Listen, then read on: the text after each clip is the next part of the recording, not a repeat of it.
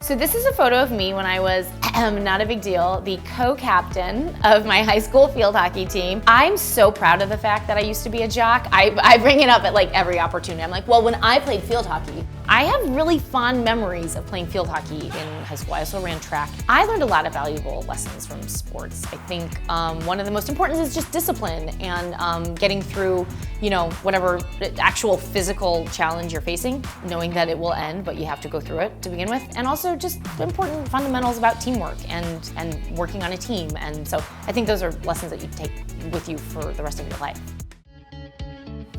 That's a good one. I start crying, no.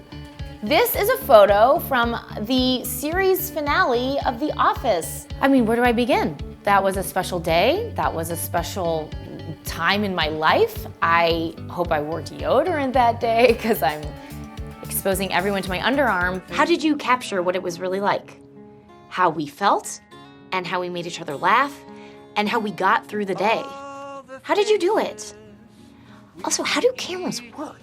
I was a fan of The Office before being cast on the show. I joined at the end of season 5, and it feels like I won the lottery to be any part of that, especially because I was such a fan. One piece of advice for Office finale Ellie. The Office Ellie in that photo is clearly celebrating the moment, so I would say, yeah, just celebrate that moment. Wear deodorant and celebrate the moment. Oh, talk about celebrating. This is a still from the set of Bridesmaids. We did a photo shoot promoting that movie. I'm sure the photographer was just like, now a fun one. And what fun we had. My favorite scene that I was a part of, which my grandpa strongly objected to, was the food poisoning scene. I'm so sorry. Get away from me! What did we eat? The sink's a goner! What are you doing? It's coming out of me like lava! Just throwing up that day was fun because it was all vanilla pudding and just got to eat pudding all day and then throw it up and just feeling like something, okay, this is a sort of gross out scene. I'm always on board for that kind of humor, but it was just a lot of fun filming it.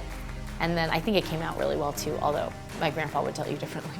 Nobody was making that movie trying to set the, world ablaze with feminism or, girls can be funny. It was Annie and Kristen wrote this really funny movie and then we made it. Nobody knew exactly if it would resonate with people. Well, it did. So I think one lesson to learn from that is just that you can't really be sure what is going to, be a hit or not, and that you should always just do the best work you can, and that it should resonate personally with you because that's the only way you're going to make something good. I think Annie and Kristen wanted to tell the story of female relationships and what happens when your best friend gets married and you aren't, and then it happened to, resonate with people.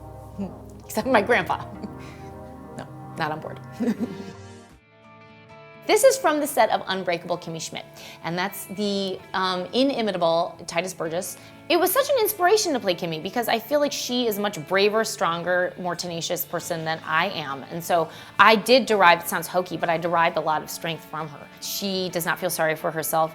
She's been through the most horrific experience anyone could go through. For those of you who don't know, she was kidnapped and held in an underground bunker for 15 years and then made into a sitcom.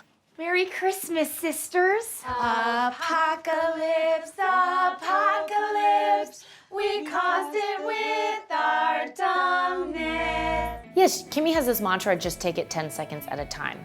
And I found that so helpful in my personal life because you have to manage it in finite chunks, otherwise you'll get overwhelmed. Again, it sounds maybe a little bit cheesy, but I do sort of remember that when I'm going through a difficult time. Here's a photo of me on the 1-month birthday of my little baby Matthew. Oh, his little head. He's gonna be so mad at me. Why'd you put my head on Instagram? Well, because I had to. Being a mom has taught me a lot about patience. I find you can't lose your temper. Kids are gonna try out, they're gonna try your patience, but you gotta be the calm one, which is something I really have to, that's when I do say, okay, 10 seconds at a time. This is gonna pass. He might be screaming, but he'll stop screaming. You gotta stay calm. That's hard.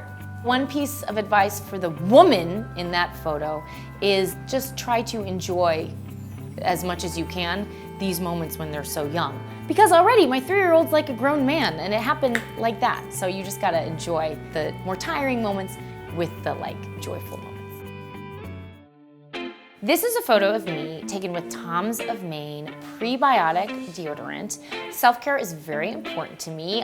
It became even more important after I had kids because I realized like when I would be, feeling impatient or losing my temper that I needed to be sure I was taking care of myself so that I could be a good mom. I try to always carve out, 20 minutes in my day or something where I can just be alone drinking a cup of coffee, or exercising helps me to calm down and keep things in perspective. I think that that's the inspiration behind this new line as well. My advice for the lady in this photo is to be sure to continue to carve out that time every day, even if it's 10 minutes, whatever you can do. Get up a few minutes earlier, whatever it is, just strike that healthy balance in your life.